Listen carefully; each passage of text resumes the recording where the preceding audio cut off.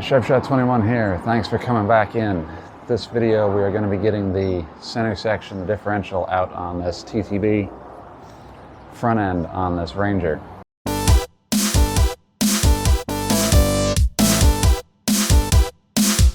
The TTB front end is a little bit tight and a little tricky to get the center section out of. I've never done it. I've seen several people do it. The only reason I'm taking this out at this point is because I need to get the center section of the drive shaft out. The center drive shaft section is held in with a C-clip. That's why it's coming out. So, a couple of things to mention or to discuss before we get into this. There are a few different ways to do this. I don't necessarily know that the way I'm going to do it is the best way or the appropriate way. It's the way that I've shown or seen people do it. I'm not taking any bolts out that I don't have to, because the center section on this is held in with, I believe it's 10 volts on the front for the Dana 35s, and it's held on with one pinch bolt in the back, plus the drive shaft. The drive shaft needs to come out, or at least come off. And then I need to pull the 10 volts in the front and the pinch bolt in the back. Now the pinch bolt is the tricky point, and I don't know if I'm going to be able to get you guys video for it. The pinch bolt doesn't come out with the axle fully attached to the truck. There are two ways to detach the axle in such a way that you can get it out without modifying the bolt or the torsion arm. The way that I've seen and the way that I'm going to do involves breaking or freeing the bolt up and then grinding off part of the bolt head so it can slip past the radius arm. The other way to do it is to grind off part of the radius arm. I don't necessarily feel comfortable doing that. I'd rather keep the suspension components in place and intact and modify a bolt head and go with that. So that's my plan on that bolt. We're going to crack all the bolts on the front off first. We're going to crack them off. We're going to snug them back up. Now, that's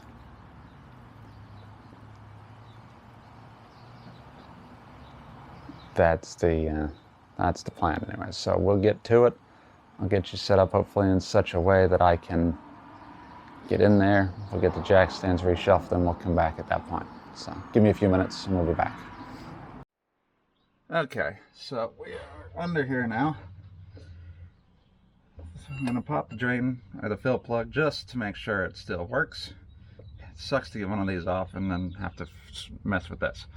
This is a 5/8. And you know, that's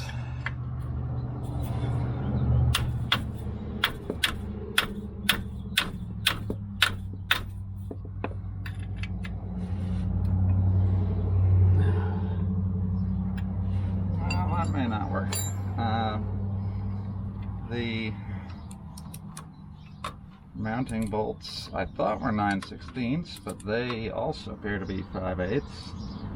So let me go get tools and a bigger hammer.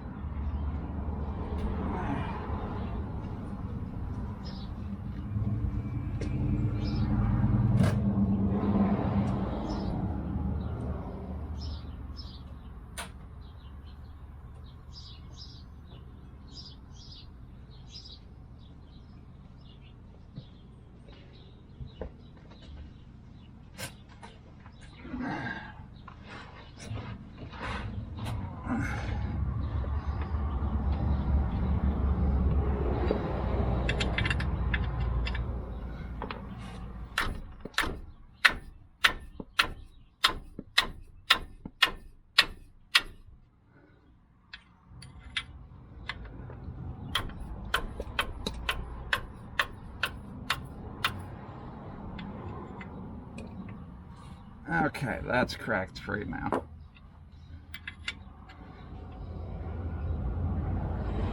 It's what I call the poor man's impact.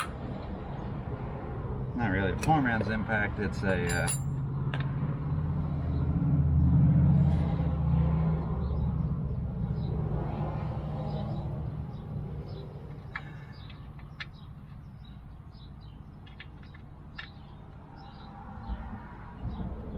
Alright, that is good to go now. We'll leave that just slightly sealed. Did confirm. Now, this was a Dana 35 or 30 TTB front end.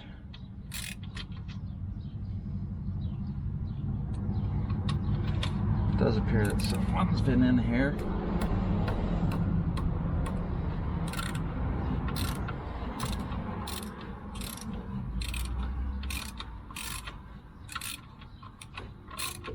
Because there is some red silicon on these. A couple of them.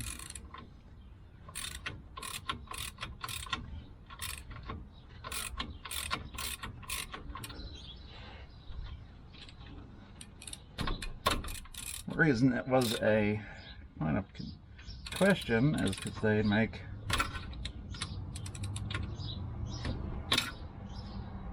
I need a different socket. It's got to be metric.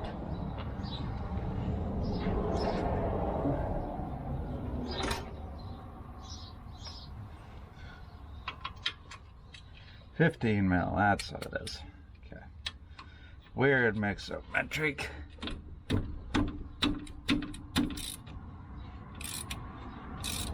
American on this.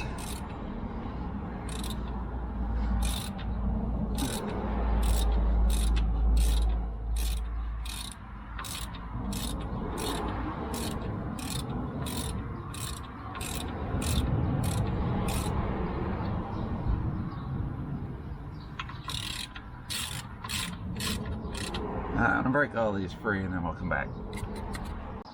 Undid the front bolts most of the way. Crawled underneath. Try to look at that pinch bolt and back. This TTB and my current setup with the tools I've got right now, I can't get it out. I don't have the space, I don't have the tools, I don't have the time. The center U-joint looks okay. It feels okay. I'm going to leave that center U-joint in place. I'm going to replace the ones in the steering knuckles because those are the ones that are destroyed. This is the passenger side one. It flops in this direction. It don't flop in this one. It just sits there. This is hooped. Driver's side is a little bit better. Not much. I am going to toss some fluid in that diff because it's probably a little bit low at this point, having not had any maintenance done for 30 years. So I'm going to try to suck it out. I'm going to try to put some fluid in. We'll see what we can get. I won't do that on camera. It's easy enough. You get a mighty vac, you stuff the hose down the bottom, you pump it out. Easy, easy. This is only like 1.5 quarts of fluid in this front diff case. At least that's what spec calls for. If I get, you know, a pint out, I'm going to put a pint back in. If I get, you know, a quart out, I'll put a quart back in. I know I'm not going to get it all out this way. That's okay. So we're not pulling the diff on this one. Sorry about that. I'll append this to a video, or I'll make a little bit, just so if you want to start, you can start. But you're on your own to finish, because I can't do it right here. The way my radius arms work, and just the geometry of the whole thing, I can't get a tool in there. So I'd need to drop the driver's side of this TTB entirely, basically. I'd need to, you know, unbolt it from the passenger side, unbolt the spring, unbolt the radius arm, pull the whole thing out. I'm not doing it. I don't have the time, I don't have the space. Plus, I don't want to disturb any of that stuff right now. At some point, when we go through and do the TDI swap on this thing, well, we're going to break this all down. We're going to, you know, sandblast everything, epoxy coat, you know, rust prevent, the whole 9 yards on this truck, because I want to keep this truck. We're going to do some upgrades to it, but I really like this vintage Ranger. I mean, I grew up in one of these things. And to put a TDI in there, it's going to be nice and useful. Same power, if not more, as the V6 that's in here. Twice the fuel mileage. I can't hate it. And the torque and RPM curves are almost identical. So, why not? Plus, because it's a 94, there's basically no emissions controls for the thing. So any TDI I put in is going to fit. And it's going to, you know, not be a problem to register in most states I'm ever going to live in. So, sorry this one's a short one and not the way that we wanted it to go, but such is life sometimes. All right, next video we'll be doing some cleanup on the knuckles and the spindles and the drive shafts, because I do want to hit those with some rusty metal and put some paint on those before we put it all back together, because they are rough. Probably pulled ball joints and the U-joints, and then we'll do cleanup. So that's next video. All right, thanks for watching. Sharps out. You got questions, comments, drop them below, hit subscribe, and we'll see you next time.